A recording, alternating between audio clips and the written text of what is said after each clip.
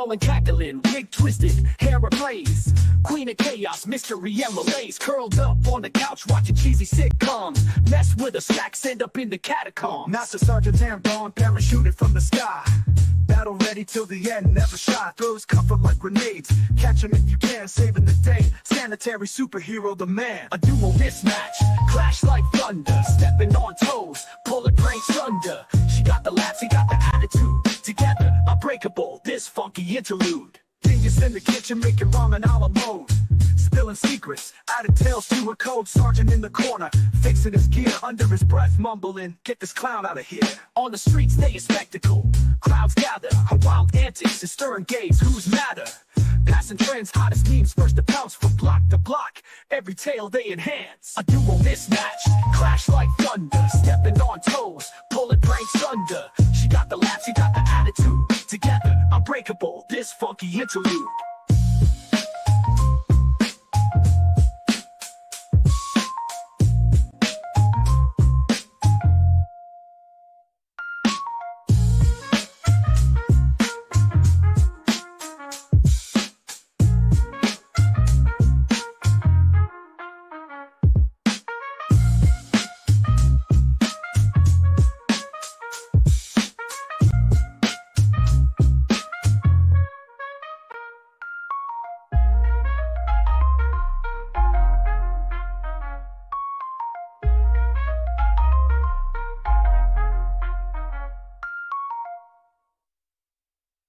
You were mismatched, clash like thunder, stepping on toes, pulling pranks under.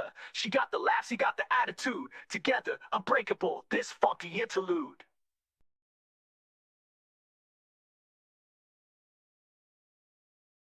You can tell by the way I use my walk, I'm a woman's man, no time to talk.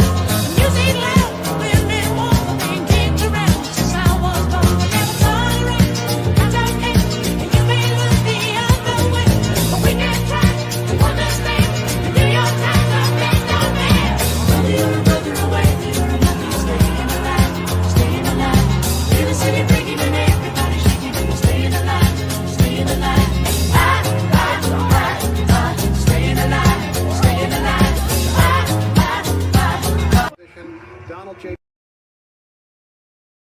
Now, we ought to remember here that we have the best country in the world. We got the best workers in the world. We've got the best people in the world. We've got the most beautiful and most abundant natural resources in the world. But the one thing that we have got to do to fix this country is fix the leadership. Because as much as we've got incredible blessing and incredible bounty, we have got a screwed up vice president calling the shots. And I think it's time to fire Kamala Harris, not to give her a promotion.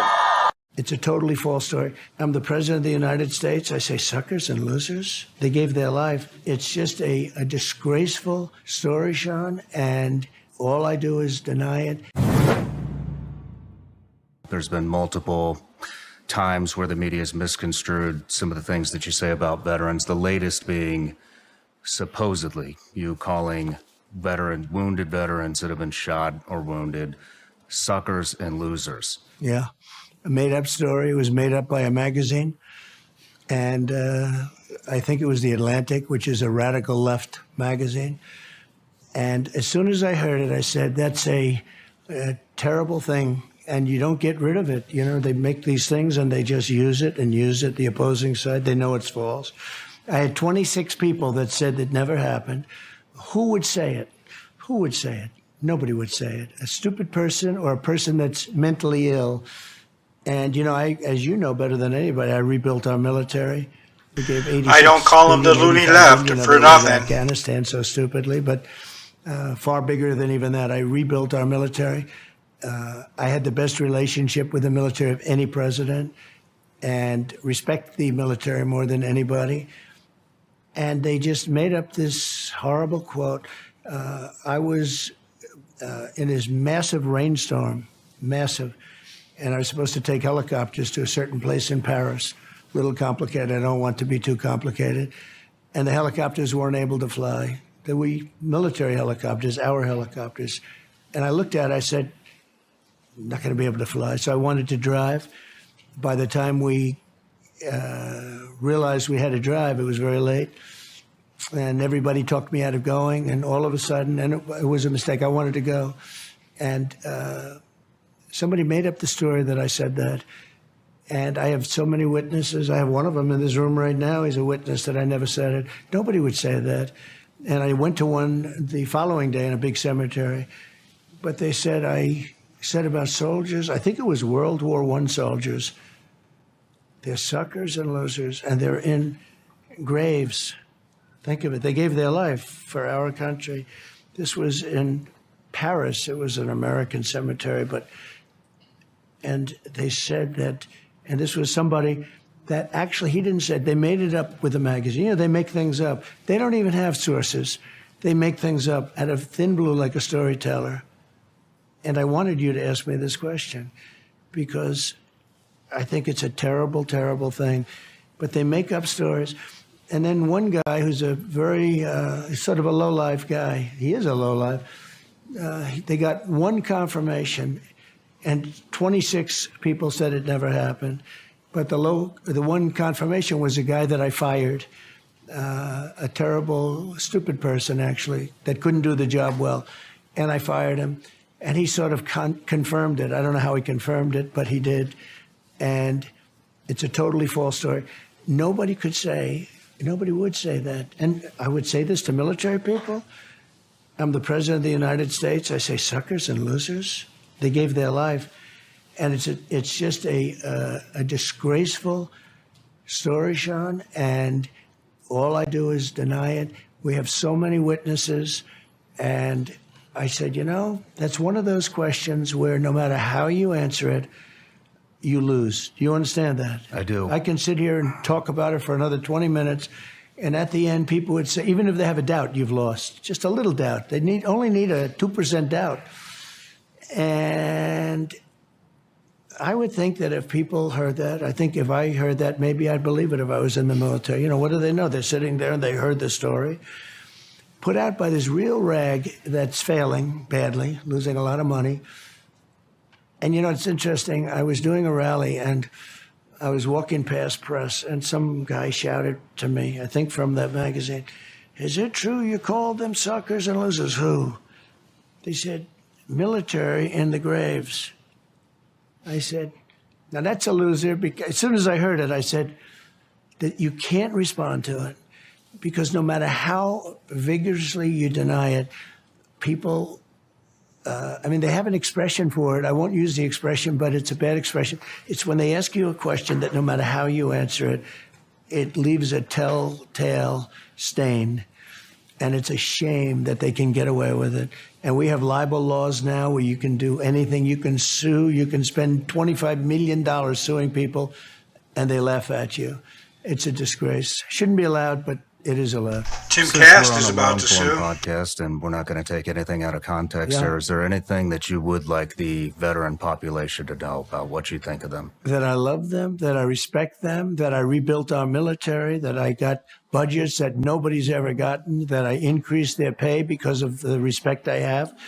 Now, if you take a look at what's happening with the military, it's horrible. Under Biden / this woman is she's a communist, I guess. I mean, and I look at action, I don't look at words. Defund the police. She was the head of defund the police. Now all of a sudden she wants to, deny it. She was on the border. She was the border czar, and millions of people poured into our country, and they're from prisons and they're from jails. They're from mental institutions and insane asylums. They're all different. It's like that's the mental institution on steroids, as you know, and they're from and they're terrorists, and they're from jails though in many countries. Recently, they came in from the Congo in Africa. Where do you come from? I think 22 people, but many more than that. They're emptying their jails into our country. They say, where do you come from? The Congo. Where in the Congo? Jail. What did you do? They wouldn't answer. We have the toughest people in the world being dropped into our country, and not from just South America. From South America, yes. Venezuela, their crime rate's down 72%. Their prison population is way down. Their mental institution population is way down. And this is true with many countries. And that's because they're They're all using coming us here? as a dumping ground. They're dumping their prisoners. They're dumping their gang members, MS-13. They're dumping everybody into our country. We have a totally open border. And she's a Marxist. She's really a Marxist. Her father is a Marxist professor. This woman ran against, I guess, about 22 Democrats. She was the first to leave the race. She left the race before she even got to Iowa, the first primary state, as you know. And a lot of people followed. And Biden, which is shocking because he's terrible, and terrible for the military, by the way, but he's the worst president in the history of our country, in my opinion. And yet what happened to him shouldn't happen. He got 14 million votes. She got no votes. It was a coup. It was an overthrow of a president. There's never been anything like that. That doesn't mean he's good or he's competent, but he did win. And then they said, we don't want you. You know, we had a debate. And after the debate, he was 17 points down in polls. And they went to him, they said, you're not going to win. You can't win. And we want to get somebody else. And he didn't want to go, and he fought it. And then they said, I think they were going to pull out the 25th Amendment, which is mental acuity or something. And he said, I'll go. Now they're trying to act like it was a friendly. It wasn't friendly. He's a bitter man right now. And he should be. What happened to him, you go through primaries, you win. I mean, he won against 22 people. Now, I think he got very lucky. Things happened. I understand exactly what happened, but he got lucky, but it doesn't matter. He won, getting 14, think of it. He got 14 million votes. She got none. She never made it to the first contest, which is Iowa. Yes, remember, folks, they're going to save democracy by installing the Cackling Dingus. She didn't get a single vote. And now she's running. Okay, now I'm not complaining because she should be easy to beat.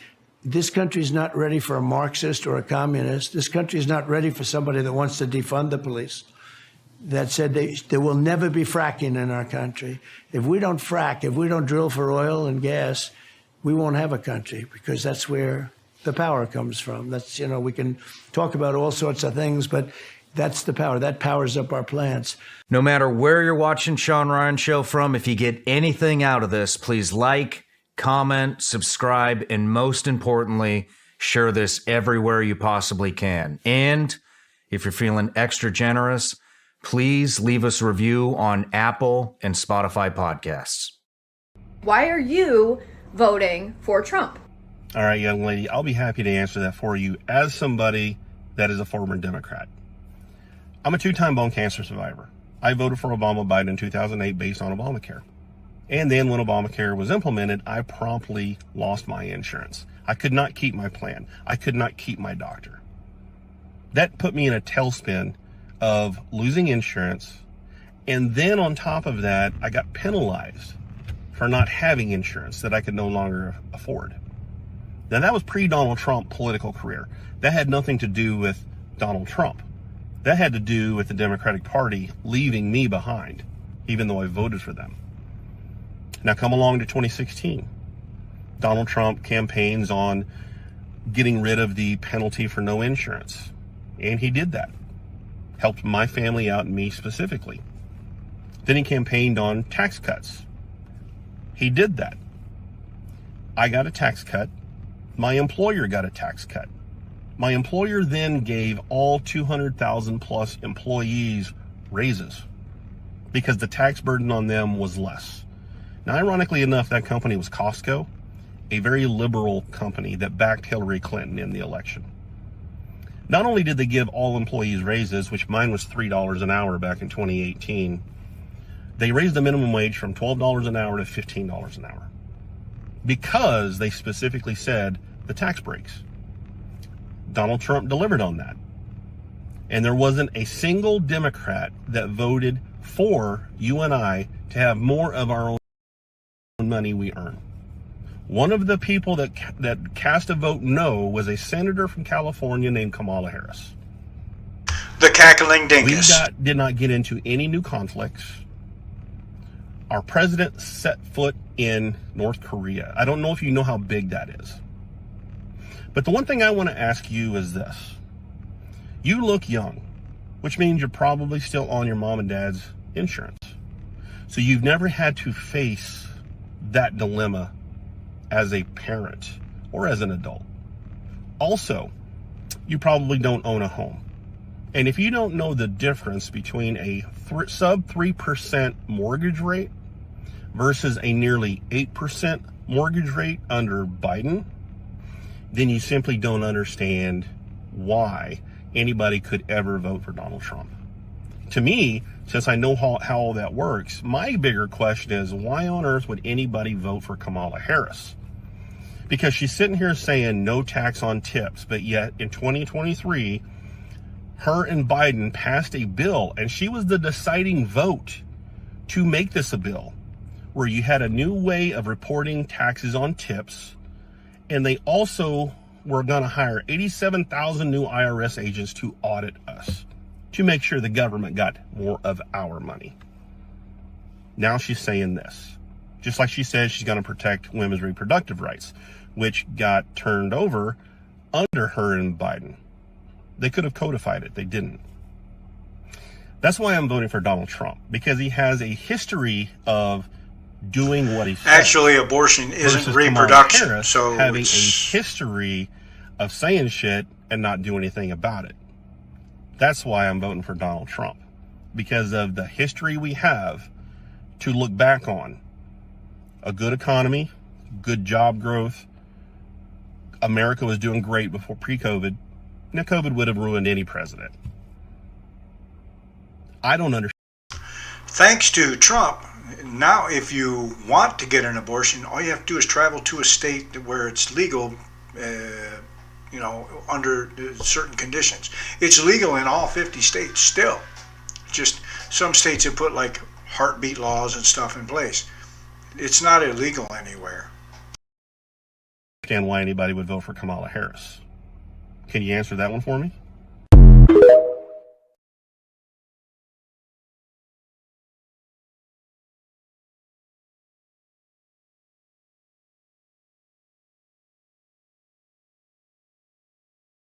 Yo, have you guys heard about this book? It's called The Magic of Long Range Shooting, and it's fire. You want to hit those long shots? Mindset is key. Sean Armstrong breaks it down like a boss in this book. Ballistics, baby. This book covers all that math stuff. We're talking ballistic coefficients and firing positions. Get those numbers right and watch your accuracy soar. Wind can mess you up real quick, trust me. Learn how to read the wind like a pro in this gem. This dude was a sniper in the army, so you know it's legit. Get those street smart tips straight from Sean himself.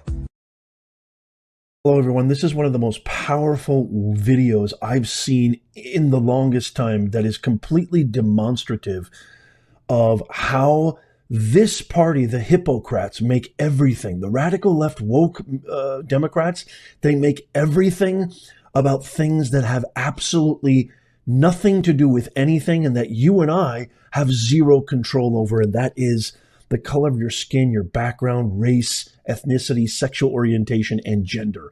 This is Kwame Brown.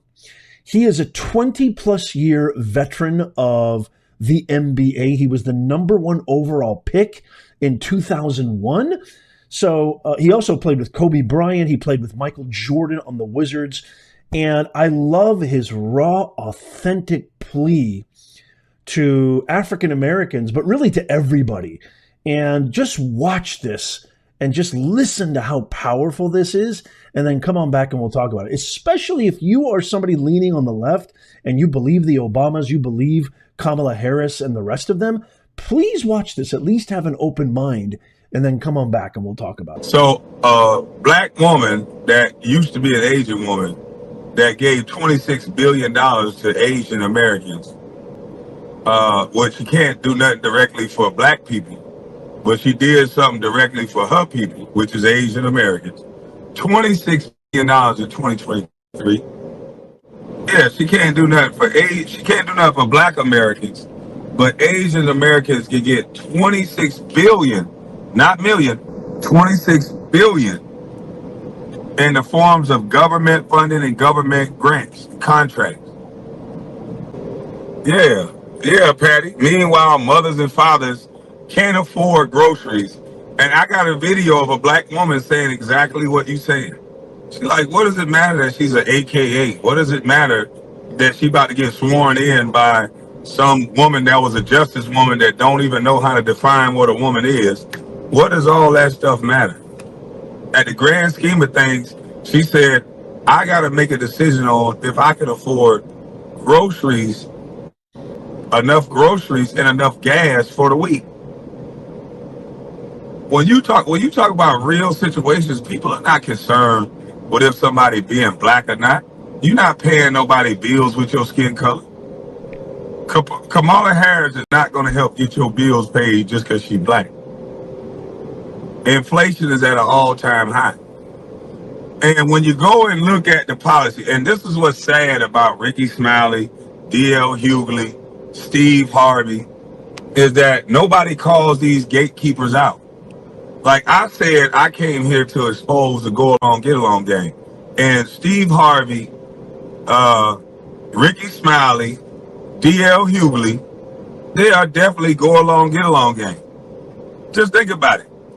They don't give you anything intelligent that they say. Steve Harvey just basically sounds like he's shucking and jiving. You know what it is. You know what's going on out here. We black out here. Wow. We can't do nothing. And Kamala Harris just sitting there like, yep, you tell them niggas.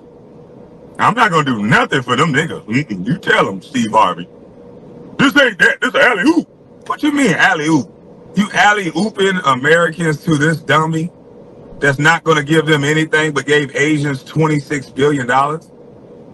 This ain't basketball, Steve Harvey. This is politics. And politics decides people's life. Politics decides.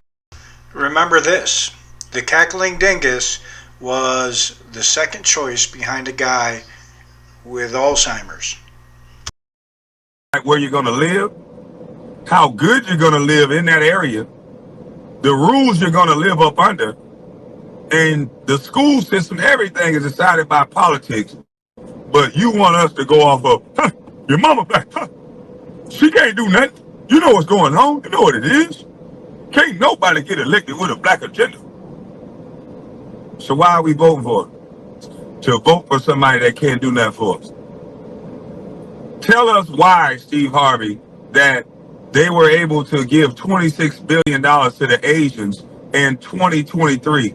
But black folks somehow, if we offer for anything, if we ask for anything, reparations, anything, we just some begging ass, crying ass, need to pull ourselves up out of bootstraps ass. Like, come on, man. I know y'all don't want to give me the credit because it's the right game, wrong nigga. I get it. I'm the wrong messenger. I was told, you was told. You do have to pull yourself up by your bootstraps, but you don't elect people who are going to make it harder for you to do that, like the Cackling Dingus and Timmy Stolen Valor Tampon. I'm a bust, but a bust is right. Give the credit to Cat Williams. I don't care.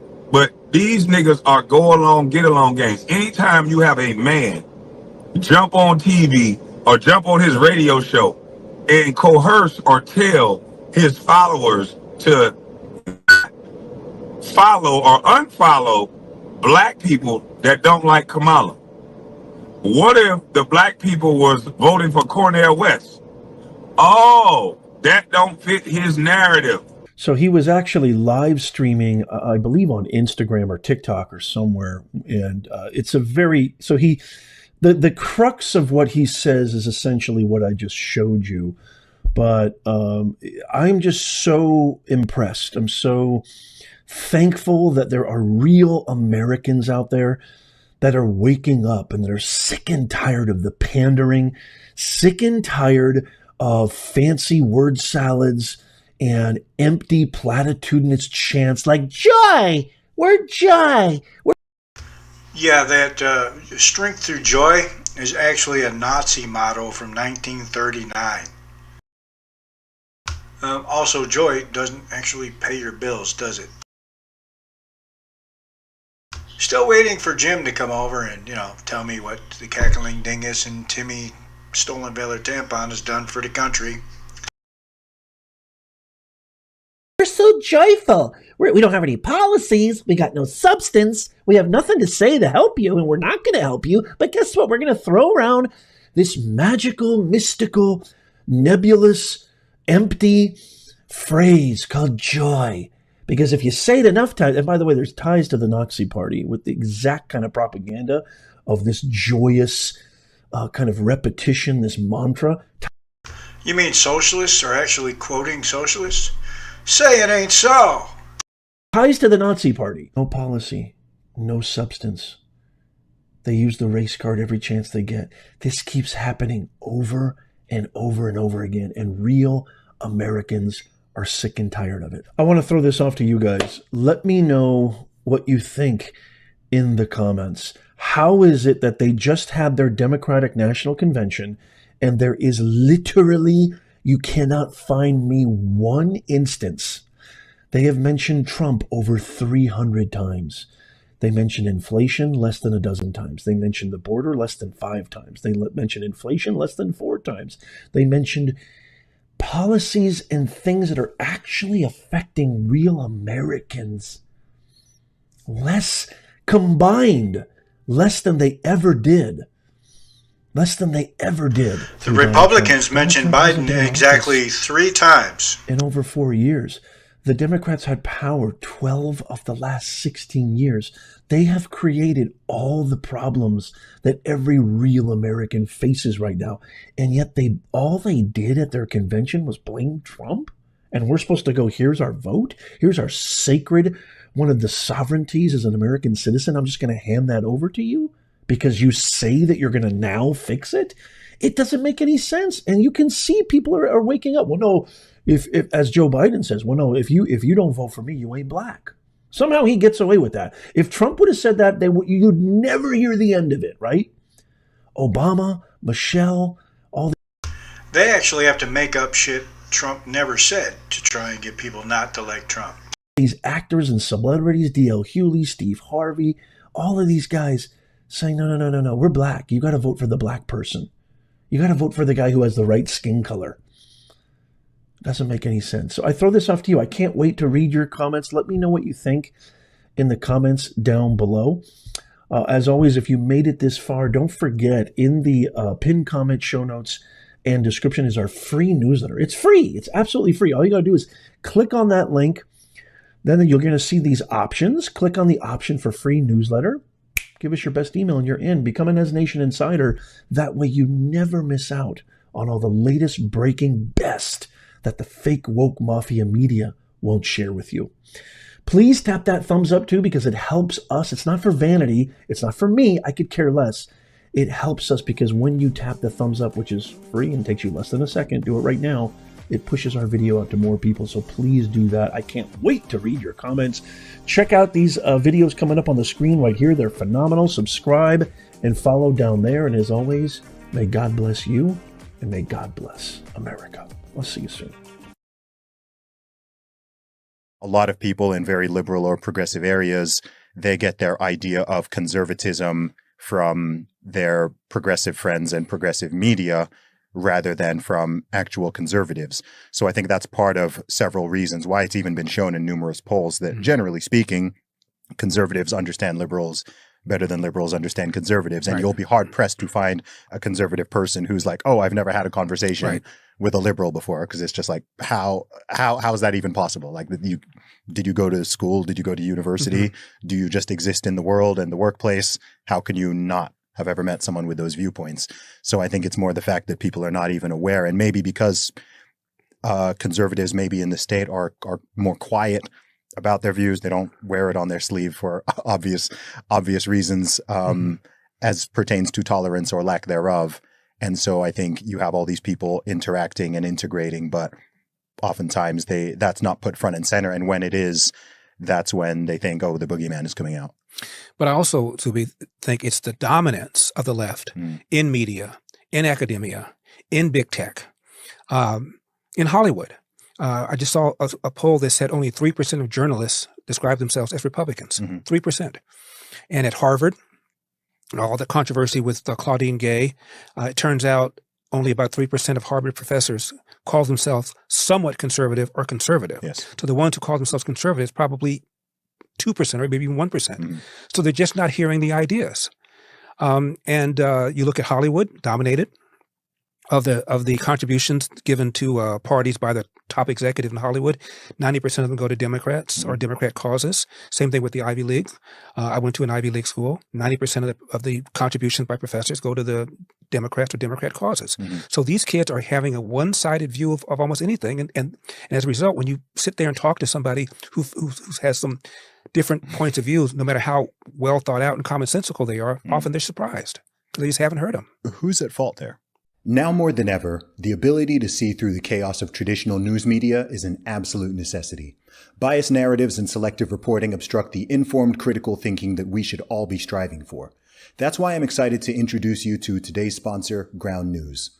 Ground News compiles stories from all across the political spectrum, globally and locally, giving you every angle so you get the full picture you need to stay ahead of rampant media bias. Every story comes with a quick visual breakdown of the number of articles covering it and the political bias, ownership, and headlines of the sources reporting.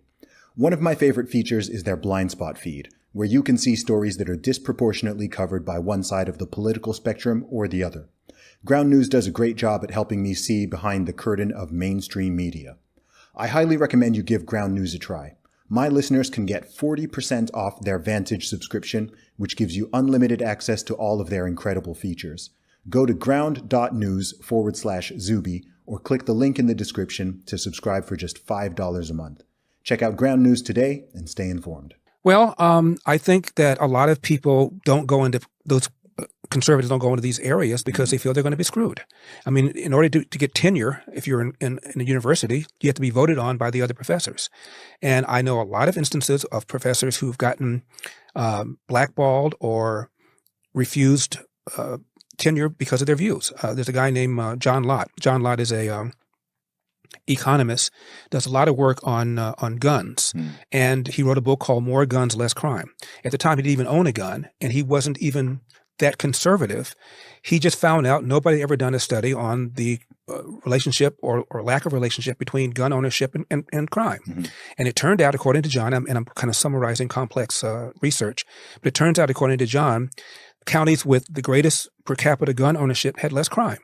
And so he wrote a book called More Guns, Less Crime. One of the big donors at the time, he was teaching at University of Chicago, major university. One of their big donors approached the dean and said, "I'm not going to give you any more money unless you get rid of this guy." And they did. And so John goes somewhere else to another university that didn't know of this controversy. And then he's there for a little while. And then it found out who he is. And another prominent donor approached the dean and basically put pressure on him to get rid of John. So John never became a tenured professor, even though he's got great credentials. And his scholarship, in my opinion, has withstood. Yes, being woke inclusive. We're only inclusive if you totally agree with them. Errors in his research, he corrected them. But for the most part, I think his research has held up. Fox News often uses him to quote stuff on guns. So he ended up starting a nonprofit called the Crime Prevention Research Group because he couldn't get a job as a tenured professor. And he's not the only one to whom I've heard stories like that. So I think if I'm somebody who's got some ambition and I have a bunch of alternatives to do this, that, and the other, why would I go into academia? Why would I go into journalism? Why would I go into any of these fields where the powers that be are going to decide my fate? I'm not going to do that. I'm going to go into some other place where I can have better control over my life. Yeah. How and why do you think that has changed over time, over the decades? Because I'm not American, let alone Californian. First time I ever even came to this state. You say that with pride. Let alone a Californian. Zuby sniffs. Let alone a Californian. I love the USA. California is not one of my top states, but I do come here a lot. I know a lot of good people here, and I have friends here, and it is one of the most beautiful parts of the world. I think it's the most beautiful state in America. I was born and raised here.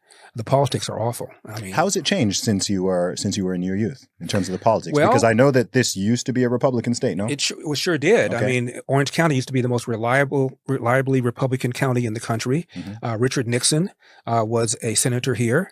Ronald Reagan was a two-term governor here. We had a governor named Pete Wilson who also served 2 terms. Even Arnold? But And that's interesting. You mentioned that Arnold became governor in a recall election, and that's what I ran in a recall election in 2021. Arnold's was 2003. And since then, there are now 5% more registered Democrats. There are 33% fewer registered Republicans, and there are 50% more registered independents. And even the New York Times said independents in California vote Republican. So the state has just gotten more and more left wing since I've been a kid. Why?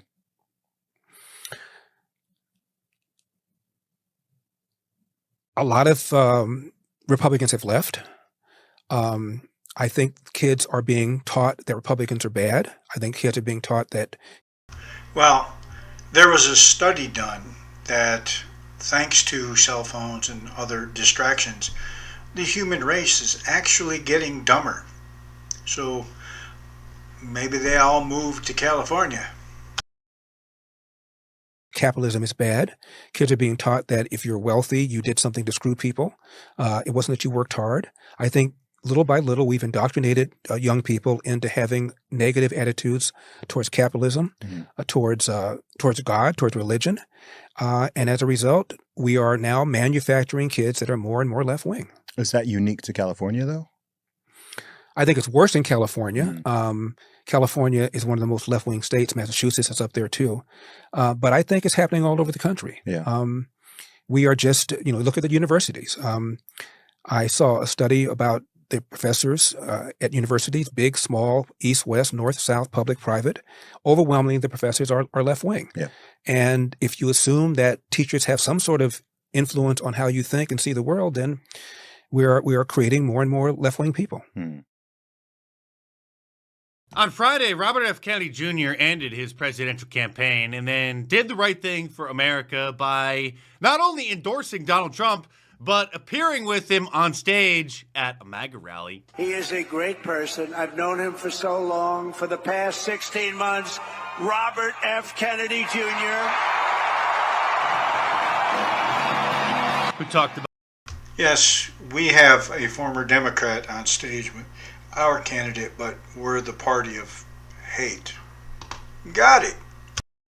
About atrazine causing the gender bending and Operation Mockingbird on podcasts throughout the last year and a half during his campaign.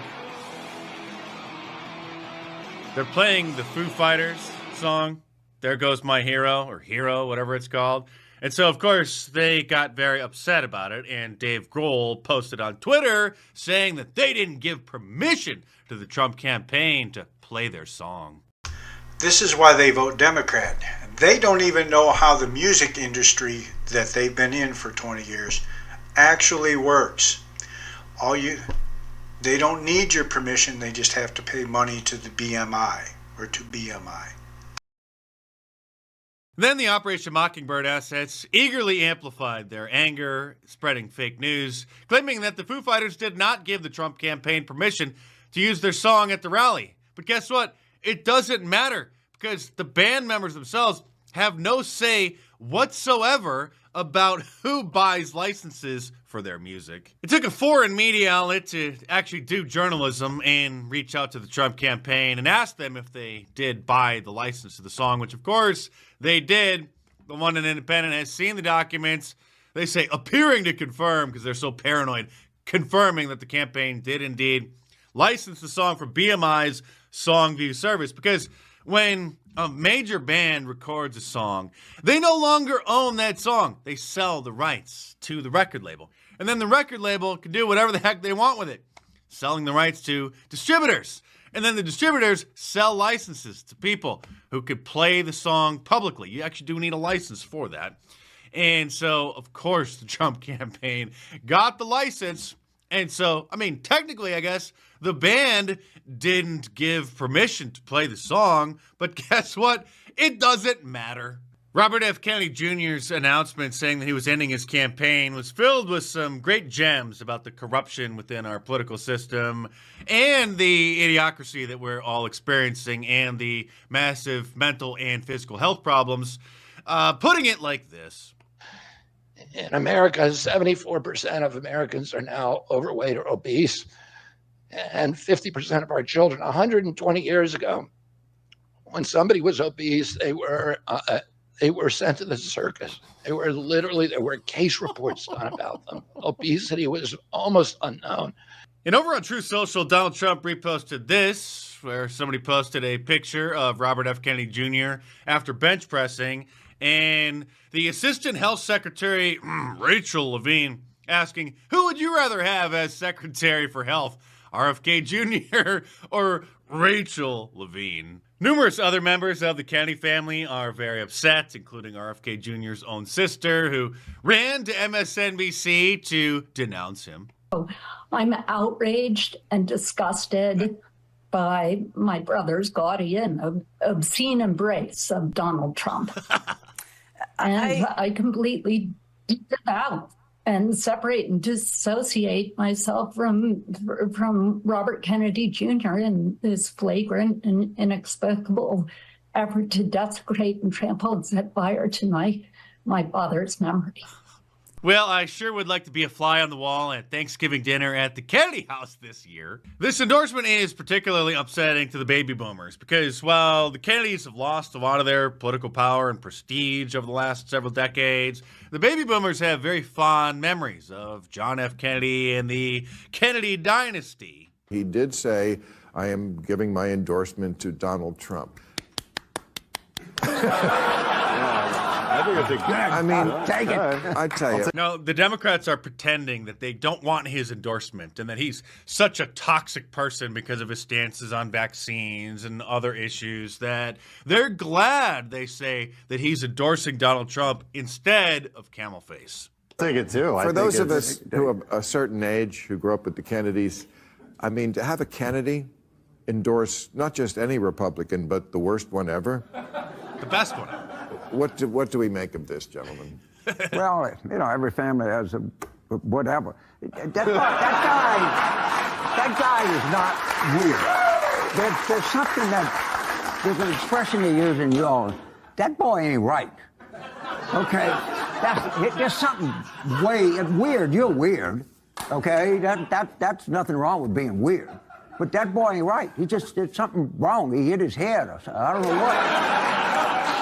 Something's wrong with him because you're not supposed to be talking about Operation Mockingbird and the CIA control of mainstream media on podcasts. So in 1973, during the Church Committee hearings, we learned that the CIA had a program called Operation Mockingbird, where they had at least 400 members, leading members of the United States Press Corps, from the New York Times, the Washington Post, ABC, CBS, NBC, etc., who were secretly working for the agency and steering news coverage to support CIA priorities. Gee, that sounds familiar. Now, where have I heard that before? Oh, that's right. In my books, like The True Story of Fake News, The Liberal Media Industrial Complex, Hollywood Propaganda, How TV, Movies, and Music Shape Our Culture. Me and Alex Jones talking on his show 15 years ago, back in 2009. And it all goes back to Operation Mockingbird, which was started back in the 50s. And this is not just me saying this or Alex saying this. There was a congressional hearing back in the 1970s, in the mid-70s, that uncovered that the CIA was paying reporters to plant stories and also gatekeep. And so you wonder why these issues don't make it out. But I mean, now it's just admitted that the Pentagon alone spending $5 billion on domestic propaganda and buying reporters and planning stories. I mean, that's why it's everywhere. About, do you love America? Then love the military and join now to fight Al Qaeda. Here's a quote directly from the Church Committee investigations. This is the report published in 1976. So this isn't me saying this. This isn't Alex Jones saying this. This is directly from a congressional hearing from the published report. And it says, quote, the CIA currently maintains a network of several hundred individuals around the world who provide intelligence for the CIA and at times influence public opinion through the use of covert propaganda. These individuals provide the CIA with direct access to a large number of newspapers, periodicals, scores of press services and news agencies, radio and television stations, commercial book publishers, and foreign media outlets. And while Kamala Harris continues to hide from the Operation Mockingbird media and won't sit down with them face-to-face, even though they would throw her a bunch of softball questions, Donald Trump and J.D. Vance continue to go toe-to-toe with them. Whatever the number is. That number for the record. They say it's closer to 8 to 10 million. They're talking about the criminal invaders that Kamala allowed into our country. But I think there are reasons to think that DHS is underestimating. Whatever the real number is, it's way too high, right? It's millions upon millions of illegal immigrants that have come in just since Kamala Harris became the border czar a few years ago. She was put in charge of the root causes of migration. Well, the root causes of migration, I would say, Kristen, is that Kamala Harris refuses to do her job as border czar. Yes, that is definitely one of the root causes. But when will she sit down with the media in a one-on-one capacity and answer our questions? I think she'll sit down on her time. Look, as you mentioned, this was a truncated time frame. We have made sure that we were getting out talking to voters. I think people forget just how short of a time frame it has been.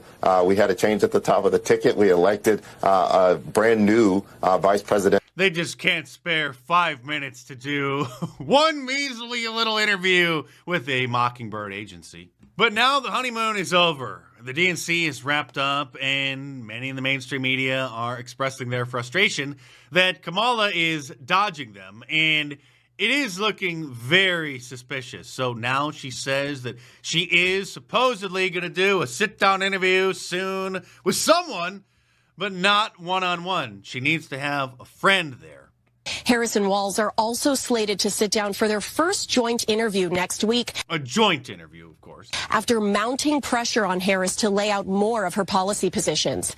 And while instead of just stealing them from Donald Trump, like no tax on tips, and then when they said a $5,000 child tax credit, then the Kamala campaign said, oh, by the way, we're going to offer a $6,000 child tax credit. While it's still not clear who the sit-down will be with and when, the interview no doubt provides an opportunity for the new standard-bearer of the Democratic Party to prove her doubters wrong.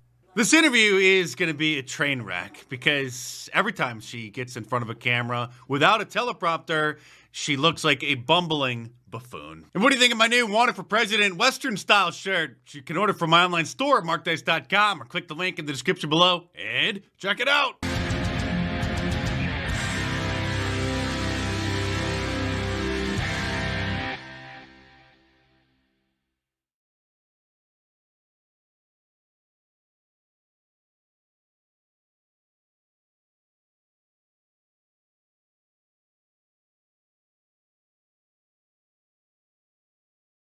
Paper targets won't fight back. Are you prepared for the real thing? You bought a gun, or maybe it was issued to you. You've hit the range and put holes in paper targets. But now what? Those paper targets aren't coming for you in a dark alley. They won't break into your home at 3 a.m. That's where tactical training with firearms comes in. This book takes you beyond the basics, beyond paper targets. It teaches you how to defend yourself in real-world situations, from safety and negotiation to stealth and speed. You'll learn Cooper's color code system of mental awareness and how to handle multiple attackers, how to shoot in low-light conditions and perform force-on-force simulation training safely. Remember, a firearm is just a tool. In a crisis, you'll fall back on the lowest level of training you've received. Make sure that level is high. This book is just $15. Compare that to the baseline funeral cost of $2,000. Which would you rather pay for? Upgrade your training, upgrade your survivability. Get the book, stay alive.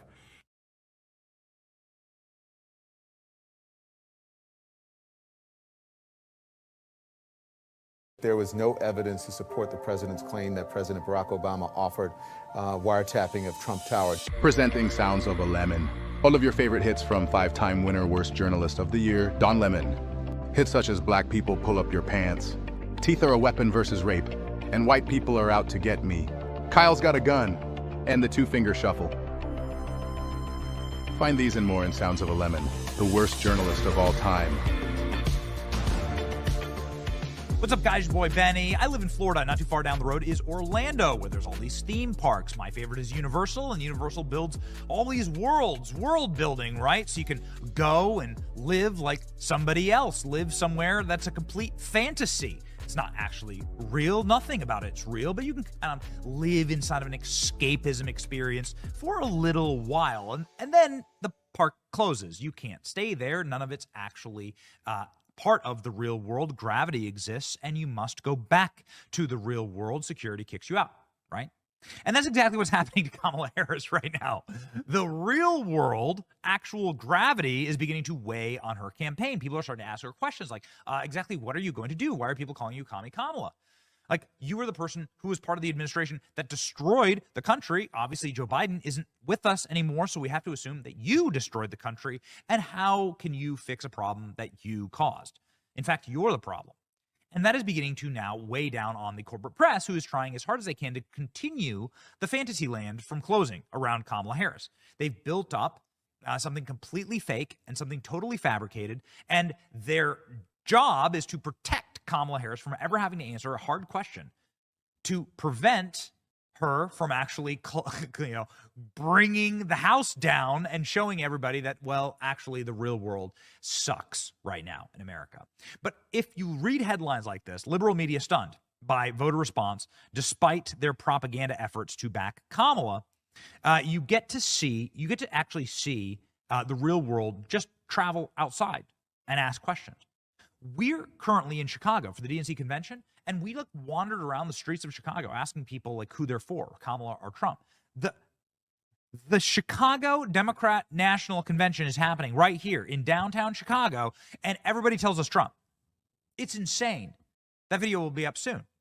Don Lemon traveled to Atlantic City. Atlantic City has certainly seen better days. This is a city that is really marked by some steep economic downturn and decline. And he asked people, do you want Trump or Kamala in 2020? And the answers were pretty shocking. Don Lemon went to deep blue state of New Jersey, and almost every voter he spoke with wanted Trump. It's kind of amazing. New Jersey actually isn't deep blue. I think without election fraud, New Jersey would be a red state. 100,000 people traveled to Wildwood, New Jersey to support Donald Trump at the biggest political rally in modern American history. And also New Jersey, the Democrat governor in New Jersey won by special election night ballot dumps. Okay. This guy is a real piece of work. New Jersey is rife with fraud and corruption. I think if they clean that up, you'd actually have a red state. Well, here's what Don Lemon found. Here's the post right here on his X account. And it's done 3 million views, and it's getting ratioed, but in a good way, because he actually found something out that shocked him. Watch. We're here in Jersey, Atlantic City. Who do you support? Trump. I plead the fifth. Trump for the win. Tell me why. I can't really call that right now, but I just feel like she's not good for president. She's good vice, but not for the actual lead role for the country. Does it have anything to do with being a woman? No. No. Because I feel like women, nah, you're not going to give me that. Your money's on Harris? Yeah. Who do you want? Trump. Why don't you like Harris? She doesn't have any experience. She's the vice president. She's a senator. Yeah, no experience. No. She had no experience. Well, I want Donald Trump. I just feel we need somebody that has a stronger background with the military and the world in general. She was a prosecutor and an attorney general and a senator and a vice president. You're in a gambling town. Who's your money on? I'm going to support the Democratic Party, but, Trump looked like he got it in the bag right now. 4 years ago, it was a lot better. I made a lot more money than I do now. I know you feel that way, but that's not actually what the record shows. The economy is actually better under Biden. No, I'm serious. That's what the facts show. CNN? Okay, you know what? No, that's not because I watch CNN. Trump or Harris? Because you watch CNN. That's who's going to win. That's who's going. Trump for the win. I gotta pause this for just a second. The guy goes, "Do you watch CNN?" Has no idea who Don Lemon is. It really is one of the greatest treats to see Tucker Carlson, Catherine Herridge, these people who were corporate media reporters, step out of their bubble and into the real world and realize that nobody consumes corporate media. They think Don Lemon thought he was the biggest deal at CNN. He was really famous, really famous. And the reality is nobody actually knows who you are. It's amazing. Here, check this out. I support Trump. All the people that came to this country legally, it's not fair that they're letting all 10,000 to 15,000 people or 20,000 people here illegally. Have you seen San Diego? Yeah. They're coming off the boats, off the water right here, off the ocean. Did you know Biden was flying them in? Did you know Biden was flying them in? You didn't know that? What do you Canadians think about what's going on here? We think you're all nuts. We're just watching from afar and just enjoying the show. I got to get out of Atlantic City. Where are we going to next? Okay, so let me make a quick statement about this when it comes to Don Lemon.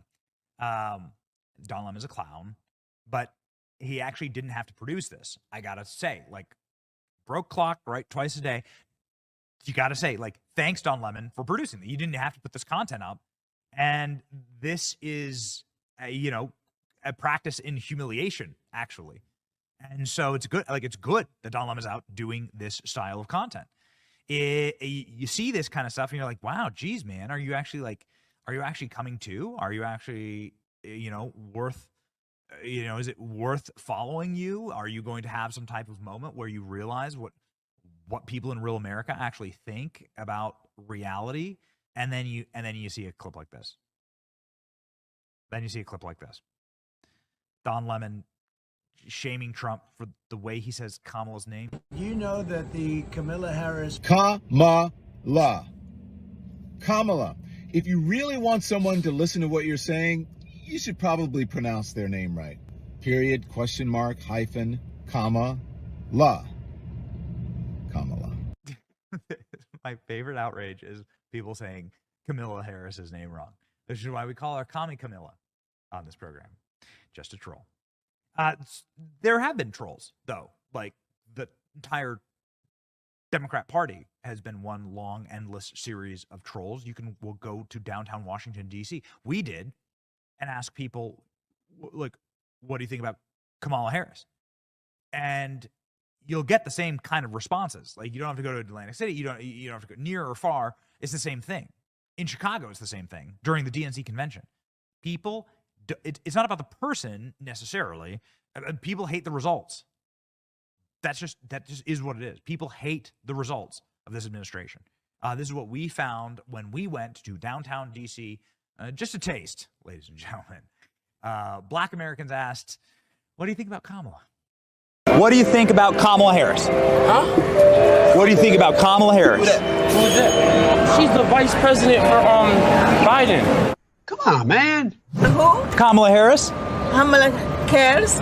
Kamala Harris, she's the vice president. Now she's running for president. Kamala Harris? Huh? She's running for president now as Joe Biden dropped out.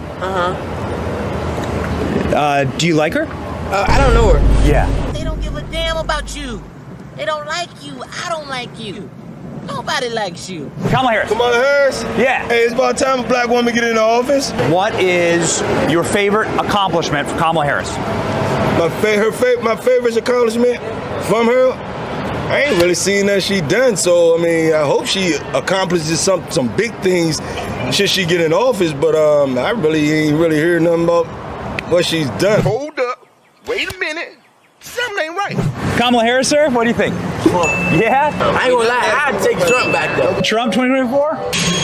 Yeah. Cool. Do not come. Do not come. I'm gonna come.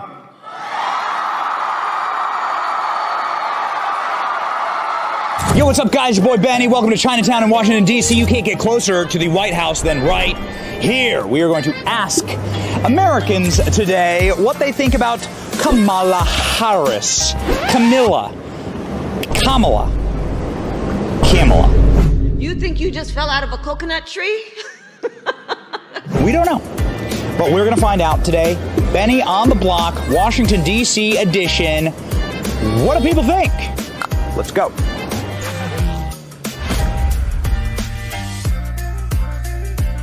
Sir, what do you think of Kamala Harris? I think she's beautiful. You sure about that? You sure about that? That was Willie Brown. I love Kamala Harris. I was reading this article and it was like about like her past in California and stuff as an attorney general. Stop right there.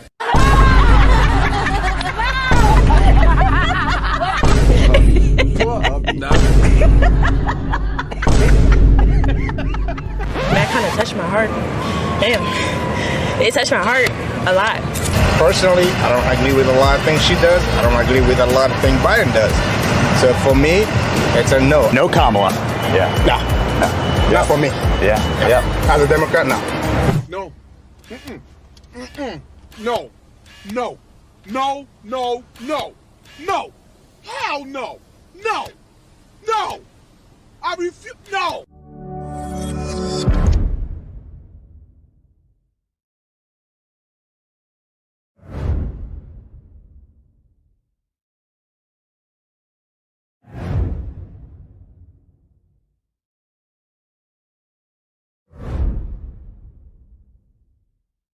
There was no.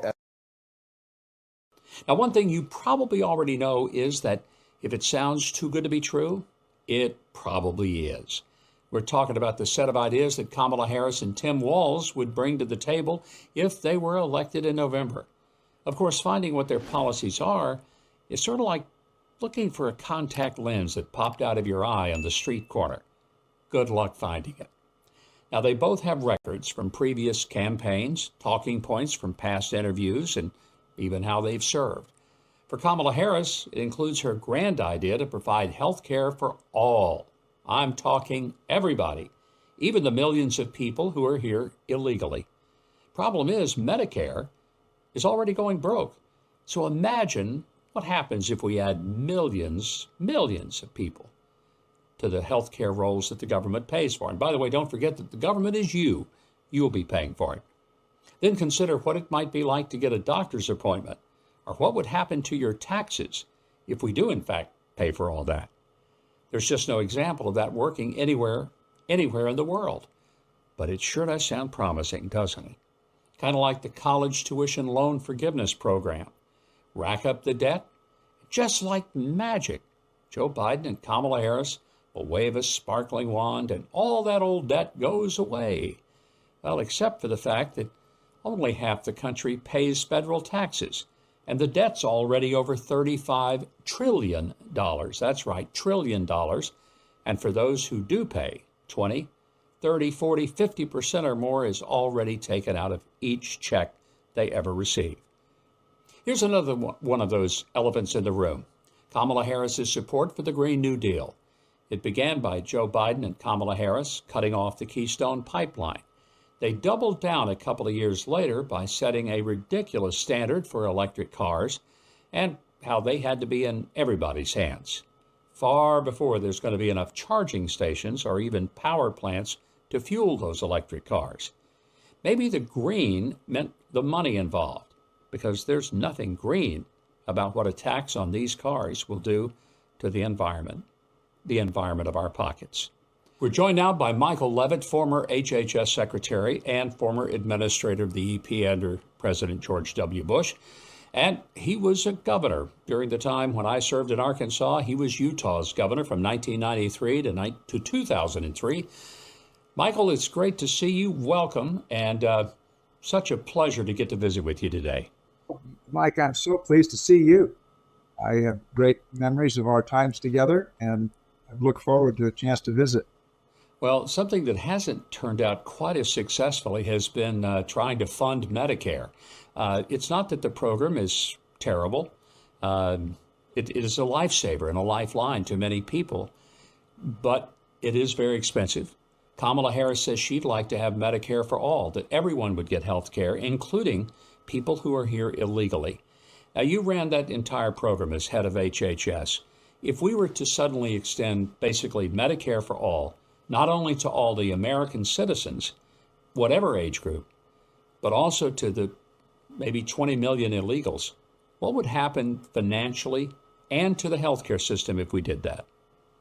Well, there's no question that it would simply break our budget even more than it is now. We have a quite you mentioned on the opening of the show, $35 trillion debt. We're running deficits that are greater than $1 trillion a year.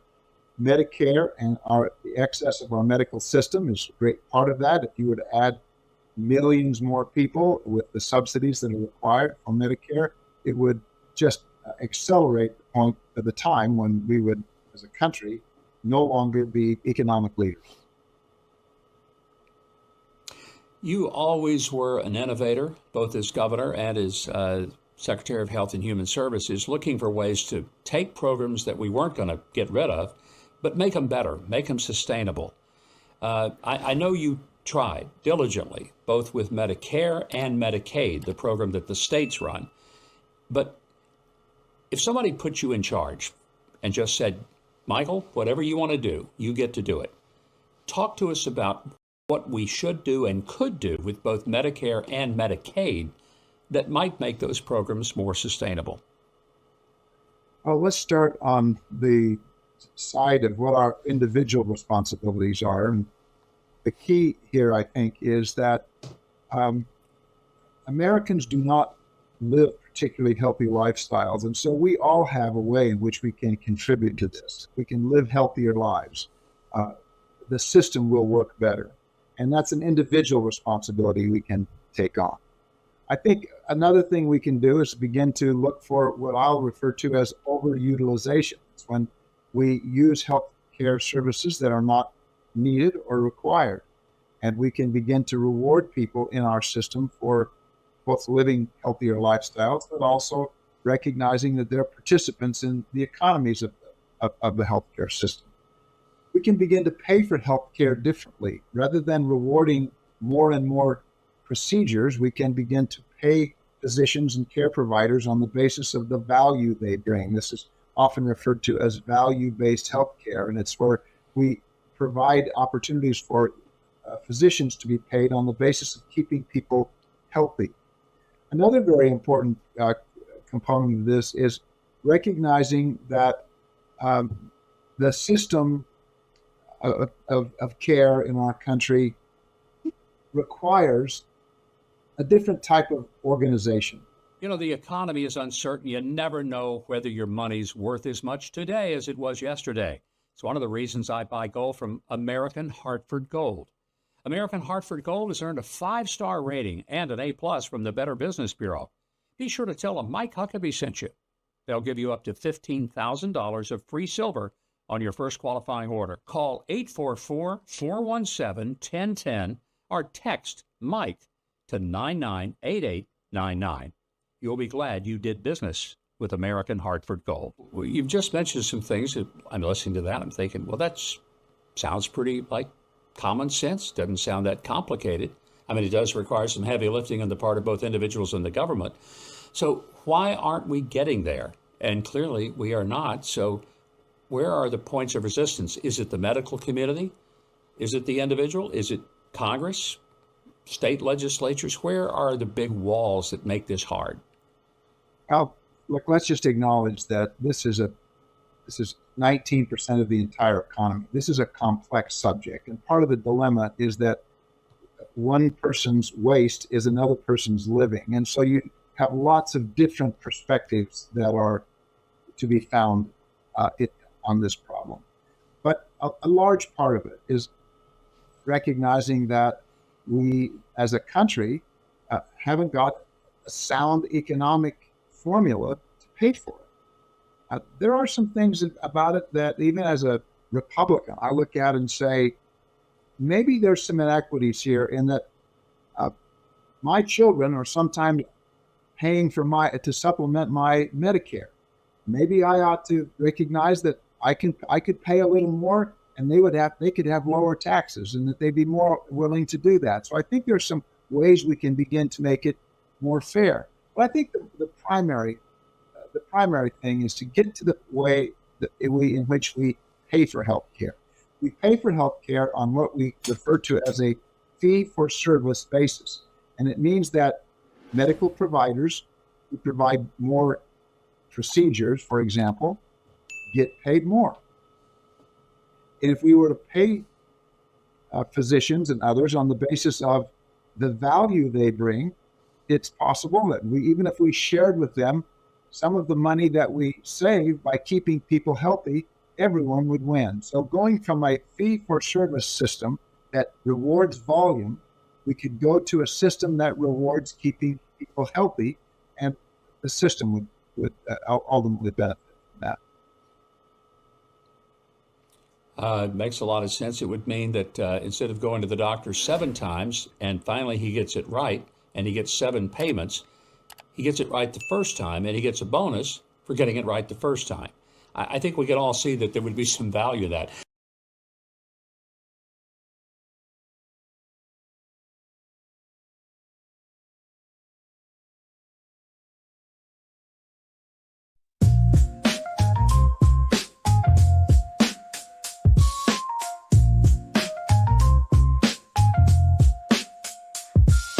bawling, cackling, wig twisted, hair ablaze.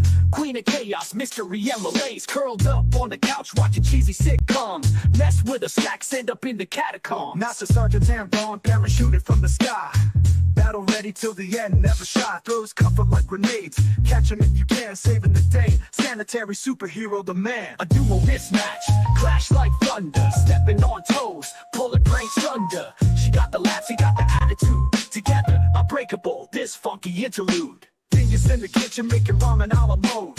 Spilling secrets, added tales to a code. Sergeant in the corner, fixing his gear. Under his breath, mumbling, get this clown out of here. On the streets, they a spectacle. Crowds gather, her wild antics and stirring gaze. Who's madder? Passing trends, hottest memes, first to pounce from block to block. Every tale they enhance. A duo mismatch, clash like thunder. Stepping on toes, pulling brains under. She got the laughs, he got the attitude. Together, unbreakable, this funky interlude.